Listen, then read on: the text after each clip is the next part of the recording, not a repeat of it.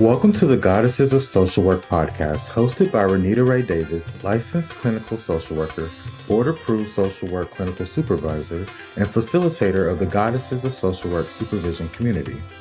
Join us as we travel through the social work journeys told by the Goddesses of Social Work community members, past and present, as they make their way toward clinical licensure. Welcome to the Goddesses of Social Work podcast. I'm here today with Tiarra Sanga, LMSW, always an advocate for herself and others. Today's guest hails from Detroit, Michigan.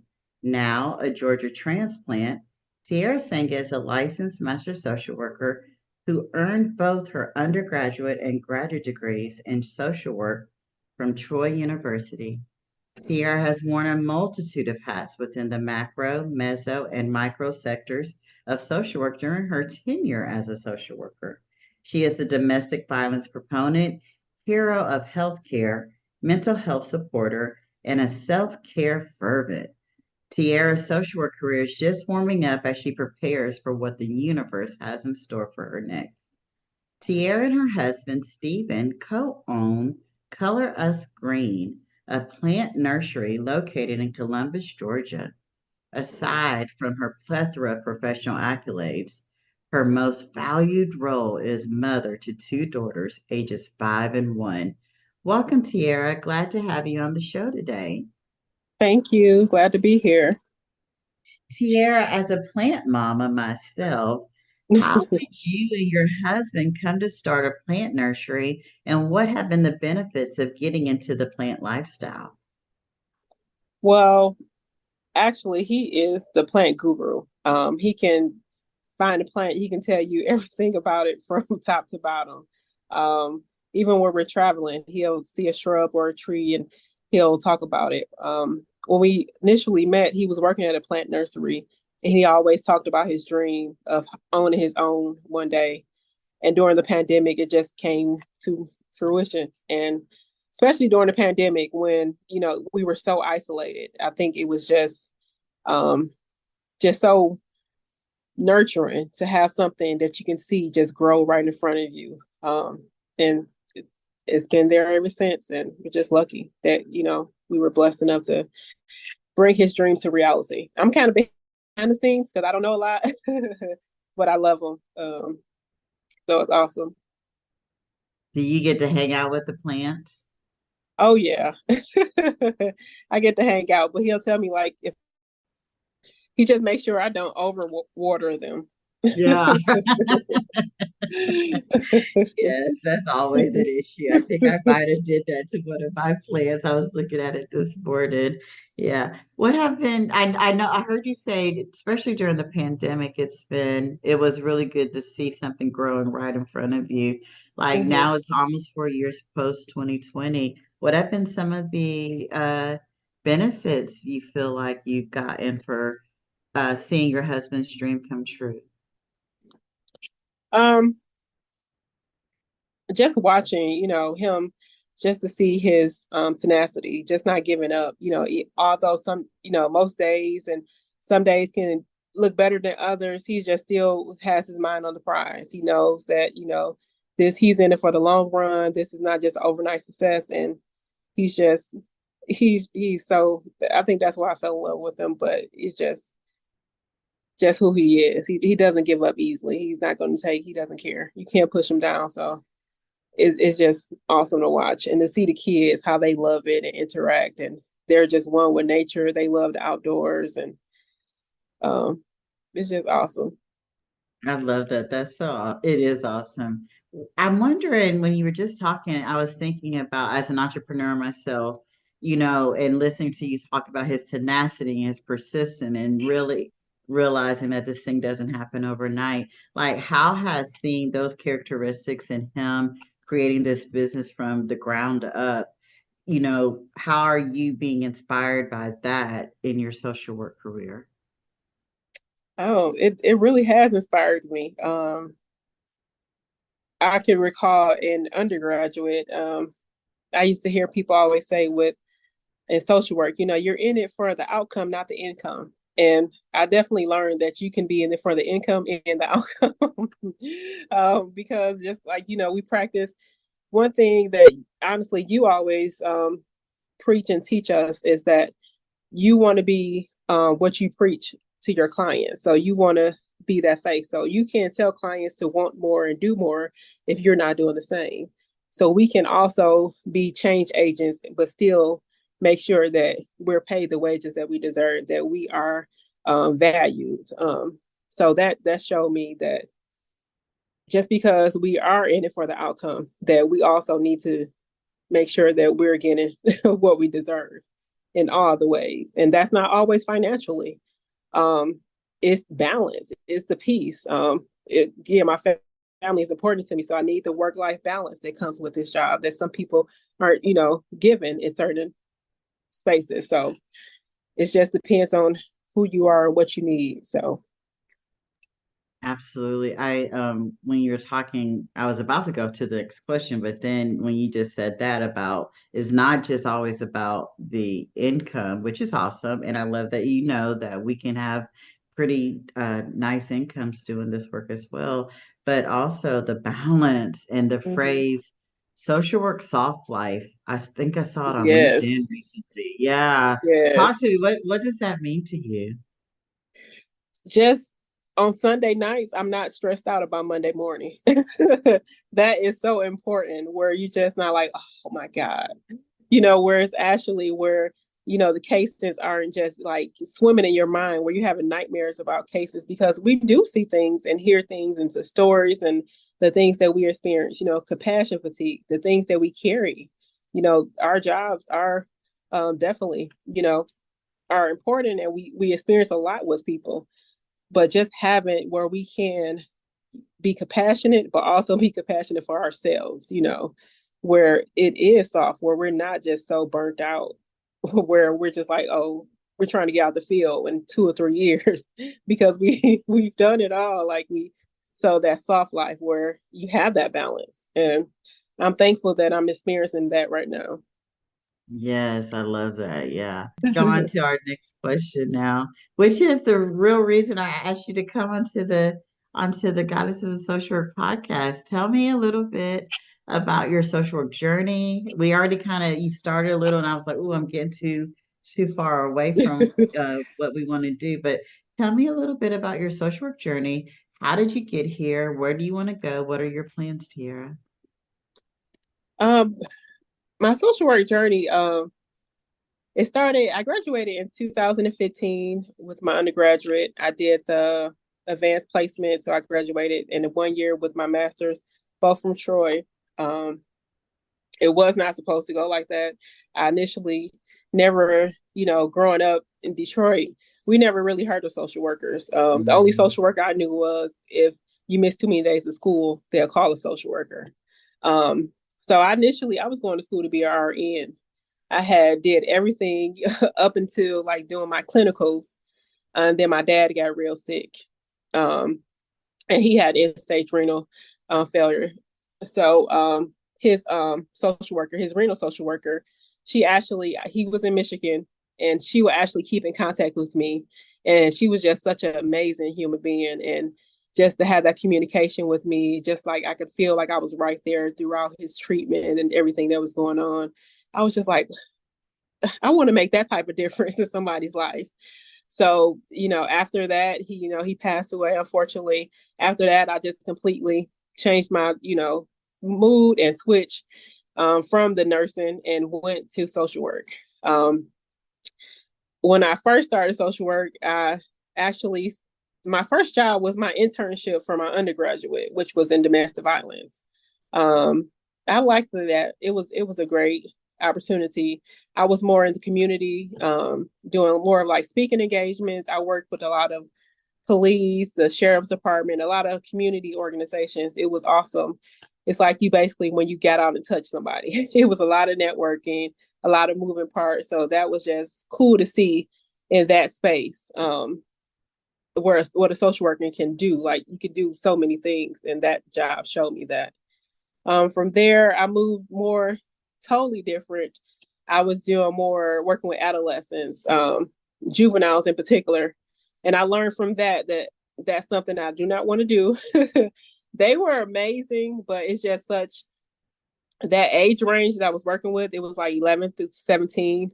That's just such a sensitive age range to work with. And just to see the dynamics with that. I lost a few of my youth due to gun violence, and that really changed me. So once I had my daughter and I knew my life was changing, my oldest daughter, I was just like, I can't do this. It was too much having a kid on my own and working with children, seeing them, losing them one day and now I couldn't do it. So I went into the healthcare. I started working at the cancer center. Well, then you see, I was working with adolescents, but you still see like the side of like death and the medical side. It was amazing. I loved it. Just to be able to work so closely with families in their time of need, just the different aspects. However, again, it's all about the balance. Even though I love that job, I love me and my family and everything more. So I needed something that not only brings me joy, but also brings me balance. And that's where I landed, where I'm at now. And I work, I'm a social work case manager for one of the MCOs, Blue Cross Blue Shield. And it's amazing. I like it. It gives me what I need. It gives me the freedom that I need for my family, but also fills me up with being that social worker that I wanted to be all those years ago. The social work soft life, right? Yes. Yeah, yeah. Yes. I think, first I want to say my condolences to you regarding your dad. I lost my dad too, so I totally can relate to that. But I think it's so cool that you were so strongly impacted by a social worker in the hospital Mm-hmm. setting, and now you're in the medical social work field. It feels 360. I'm curious, you dealt with domestic violence, gun violence. Sometimes when I'm working with social workers, they think that the career or the job or organization that they're currently in is all that social work is about. This Mm-hmm. must be all I can do. But you knew, because those are some heavy populations to work with. You knew that you could shift careers. And I guess I'm curious, how did you know that that wasn't all there was and that there was this ability to move into a softer social work life? Just learning more about the field, just applying myself, knowing, the characteristics that social works possess. We can actually do anything, like literally. There's more than just therapy. We are more than just a soft space. We write laws, we write policies. We are literally advocators. So, we can be politicians because what we do, we advocate. So there is, as my friend always says, like, you have to create your own glass ceiling. Like, there is no, I'm breaking through all that. If I want it, I'm going to get it. And that's how I feel now. But it took time to get there. But now that I know, I feel like I'm unstoppable. You are unstoppable. I love that. That's an affirmation. I am unstoppable. I love that. What I'm curious, you work closely with the police, and for some reason that just kind of stuck with me when you were talking. And wanted to know if you could give us, because that's kind of like a buzz topic going on right now, social workers working with police. You worked with the police when before it became like the thing for us to do, before the policies Mm-hmm. shifted for us to start doing that. What was that experience like for you? It was good. It was challenging at one point, because we were talking about a sensitive topic of domestic violence. And I was going in just to tell them basically how to do their job when it came to domestic violence, as some people can perceive it that way. But I was not, and I just had to break it down to them. I'm not here to tell you how to do your job because I can't. I'm just here to provide you tools so we can work together to decrease the amount of calls that we don't receive, because people may be afraid to call, on a domestic violence call, because we get a lot of people say, I don't want to call the police because they're not going to do anything. Or I called the police and they arrested me and I'm the victim. So we had to have those hard conversations and talk about that. And it was very eye opening. So it was just the way that I brought it to the table. Like, I'm not here to train you. I can't train you how to be an officer. I don't know anything about that, but I'm here to work with you. We're here to work together so we can help others. And that's how it was. And once we learned that we're here for, the same reason, to help and protect and support, just like, that's your main thing. That's what I'm here for, to protect and serve. And that's what we all have a duty to do. And I think that was a great answer, but I think that part of some resistance, maybe on the professional side for social workers working with police, is exactly the same reason your clients weren't calling the police, because they felt like they wouldn't be receptive. Social workers were often accused of wearing our hearts on our sleeve, and some of us do, right? And I think that's beautiful, but that is not often received well in those particular spaces. And so I guess I'm curious, like how were you able to get them to receive the information that you were given? How did you get them to be receptive to what you were saying? Pretty much facts. There were incidents that happened, and that one of their main points were, some of their points, of course, some of their points were valid. It's hard. They felt like sometimes people were taking advantage of the police. And they'll call just, and they'll get upset at their quote unquote, significant other, or whoever, boyfriend, girlfriend, whoever the person was, their partner, and they'll just use that as a weapon to call the police. So that's why, that was some of their points, that I keep going to the same house. It's never, they're back with them within 2 hours. It's kind of, they're wasting resources. And my, comeback was always, but you may go to that house 7 times. On the 8th time, that can be the time you change their life and save their life. And there were circumstances that happened that way. And we seen, issues that happen that way. So, the fire department may come to your house 8 times, but we want to make sure, they come for on the nighttime, they're keeping your house from burning down. So put yourself in their shoes. Yeah, it may take them a few times to get it right, which, statistics say, 7 times before someone actually leaves their partner. So on that 8th time, you want to be the person that they are able to call and say, okay, I'm ready to go.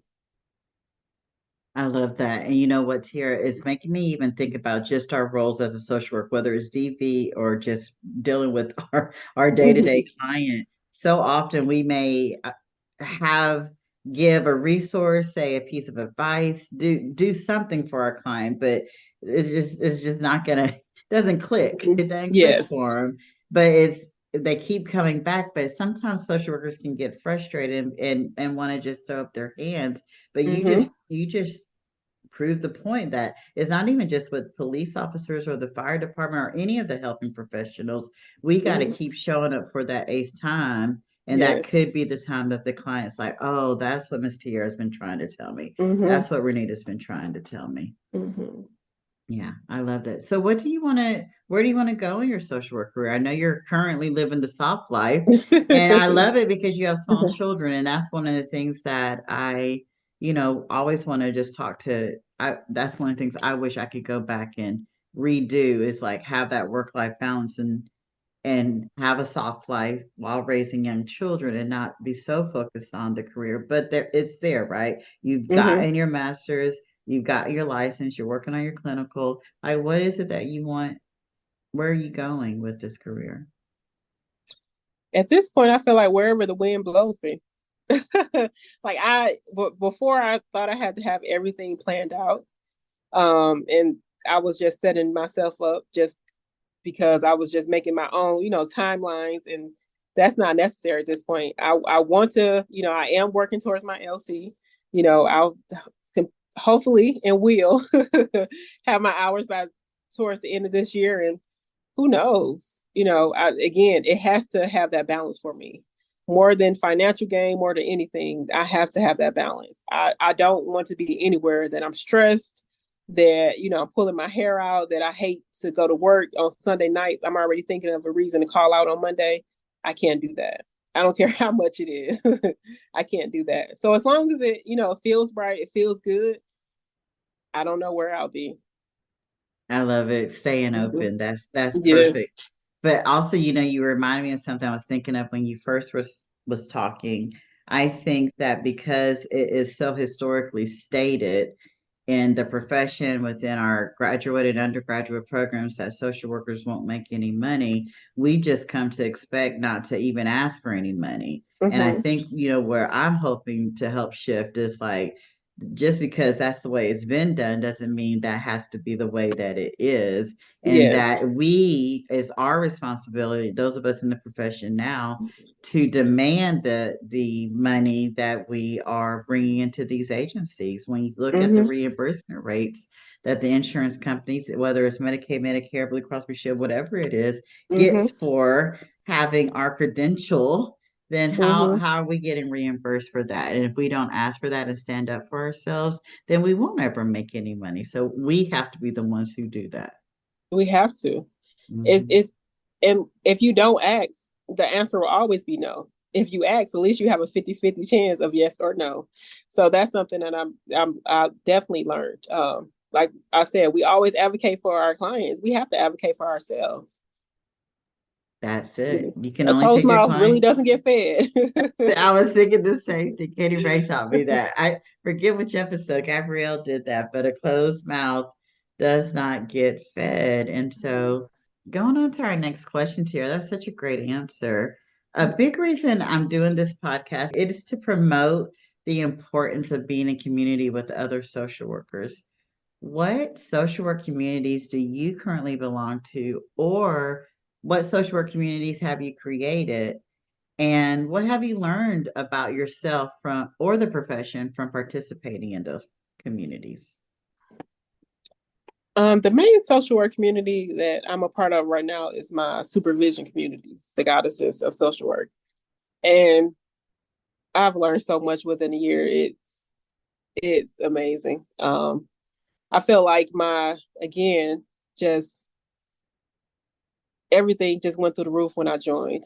I feel like I got more motivated. I feel like I got more confidence. I feel like I got more drive just to be around so many talented and educated and just bad social workers. It's just amazing. I just love it. That is awesome. What have you learned about yourself being in this community? I learned not to put myself in a box. That's one of the biggest things that I've learned, that you can do anything. I know I don't want to speak too much on other people, but just seeing that people can do things. Like we were talking before about someone who was a mother who took a traveling position. Like you don't matter because you're a mom or you have a family, you can still do things.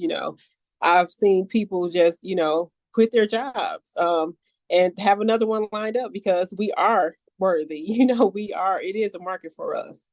Before I used to be like, I can't do that. Yes, I can. So I love that. I love that too. After supervision ends, I guess I want to before you're in the middle right now, right, of this community.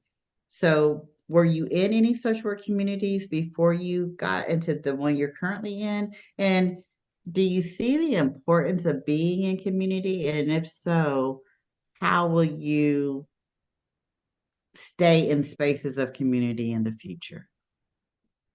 I was not. I always would ask certain people or, come across like social workers from who I went to school with or, just try to network. I had a few friends that I kept in contact with from school, like some of my colleagues, but not just a community. I would look around, I was looking for a mentor, just looking at different things, and nothing ever matched up or fit. But when I joined this community, it was just like a match from day one. I just felt at home. I never felt like that before. So that's how I knew this was different. It took me a while. It even took me a while to get my license. So when I finally got it, I was like, I'm not going to wait. I got to go ahead and just not waste any more time. Just go ahead and get supervision started. And that's what I did. But I actually could not find a good supervision group in Georgia. So that pushed me to get licensed in Alabama so I can join the Goddesses of Social Work. And that was the best decision because I knew this was going to be 2-year commitment. that I had to make sure that it was somewhere that I felt safe, that I felt heard, and that I just felt comfortable. All those things were so important to me because, again, I haven't had that. I was around a lot of different healthcare professionals or just professionals, different fields, but not just social workers. So when I found this group, and it just felt so good, and I'm just so grateful.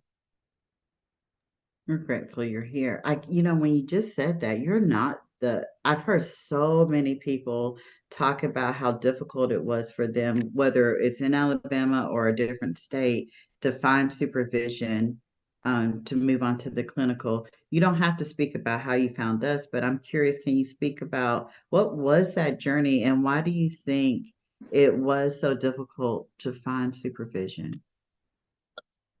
I don't it supervision. I just went NASW, tried to find some leads there, and everyone, it just did not feel right. It just was not I'm all about feelings and just the vibes, and that's the type of person I am.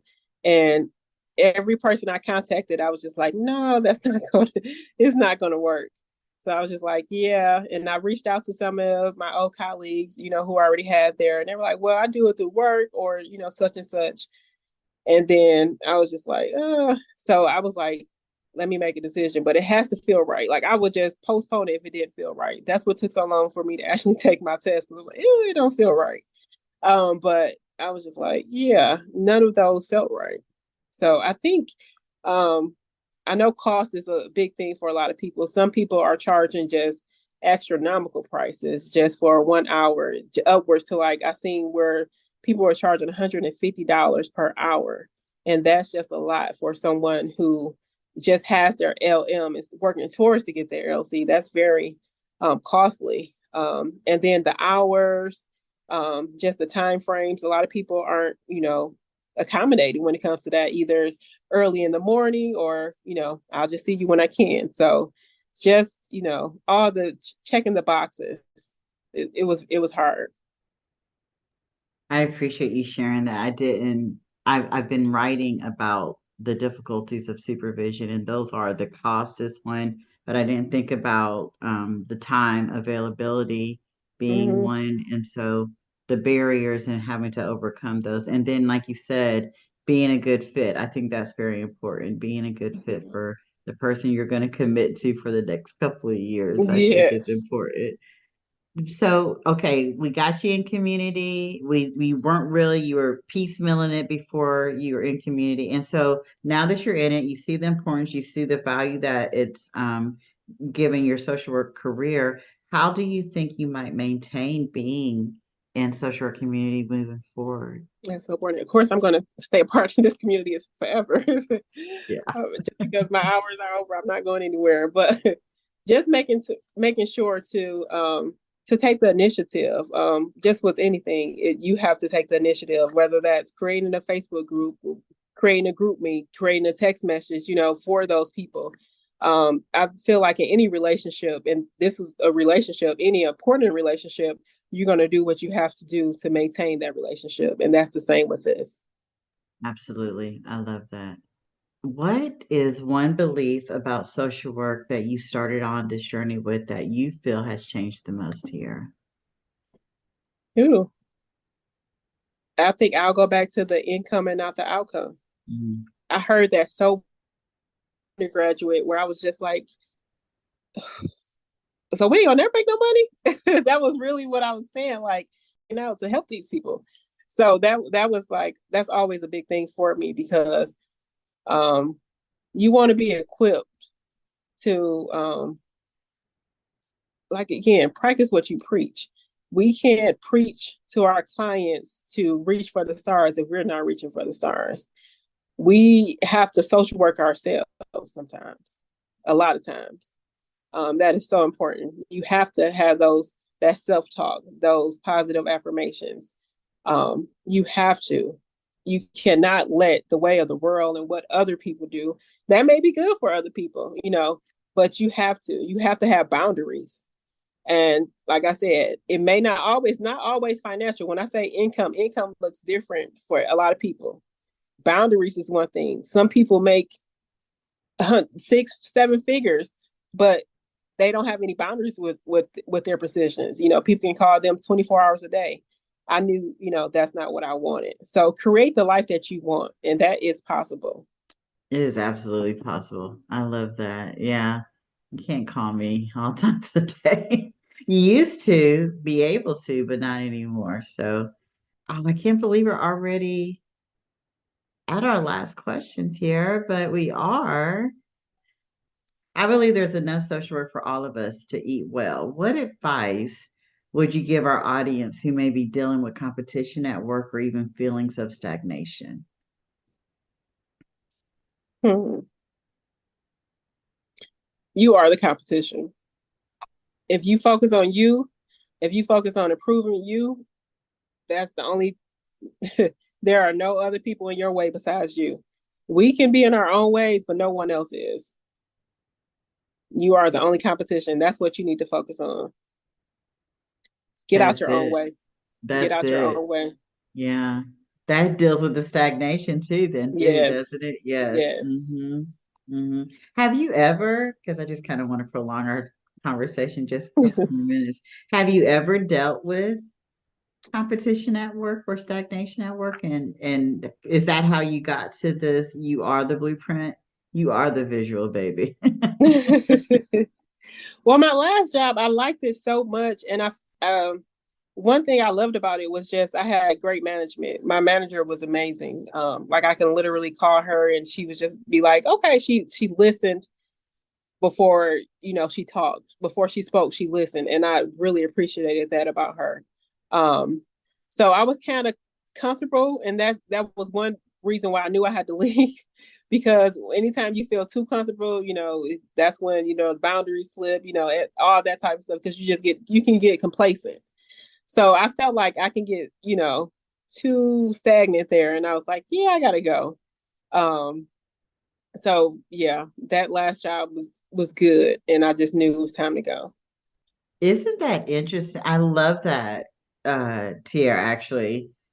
Most people, when they find something like that where they're being well supported, nourished, it's a good job, you're doing it well. Because I remember you were even doing it, you could do that job with your hands tied behind your Mm-hmm. back.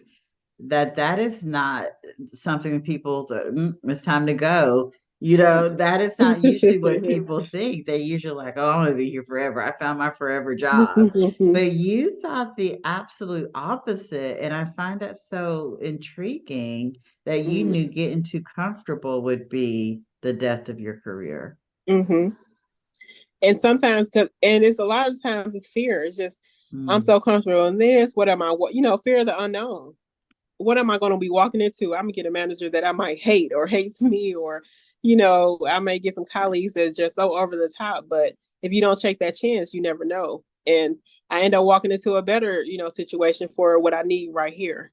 You know, as we evolve personally, we evolve as social workers. So what I needed when I first college, I don't need now. Everything looks different. So I had to walk into who I need now, who I need to be right now in this social place. And this is where I need to be. Absolutely is perfect for you. Tiara, you look amazing, darling. And I've known you for a little, almost a decade now, going on almost a Yes. decade now. You look amazing. And so we talk Thank a you. lot about, being able to do what we tell our clients to do it personally, right? Do you want to Yes. give us a little bit about your how you came to look so amazing life? Where did this come from? Yeah, because this is gorgeousness. It's um we preach self-care like, that's our, it's part of our Bible. It's really a part of the social work Bible. But we actually perform it? So I just made sure that I put myself on the calendar before I put anybody else. Before I put my clients, before I put my husband, before I put my kids. You got to put yourself. So that's what I've been doing. And then that's how you focus on you're the competition, you're the blueprint, Yes. you're the visual, and it keeps you from being stagnant when you focus on yourself. And Yes. your outward appearance is all of that and showing it. Oh, thank Again, you. I'm a huge Beyonce fan, so I will say you are the visual, baby. You are the visual. So good And for it's also you. good for your mental health. Working out is the Hmm. therapy that I need. So yeah. It really is. And that's one of the first things, when we have a client who has depression or anxiety, one of the first things we say, well, are you exercising? I always talk about running the energy through you. How are you running the energy through you? And that usually is through, doing some type of exercise, but then we Yes. won't do that ourselves, right? We And won't. we are holding energy for so many people all day long, and then we just let it sit there and become stagnant. And so how are you Mhm. running that energy through you? And it's Yes. evident that you're running the energy through you. So yeah, Thank you. awesome. Dear, it was such a great conversation. Thank you so much for coming on the podcast today. Thank you for having me. You're welcome. Thank you for listening to today's episode of the Goddesses of Social Work podcast. We are glad you were here. If you liked this episode, please come back to hear more stories of the journeys through social work, and please leave us a review on Apple or Spotify. See you next time here on the Goddesses of Social Work podcast.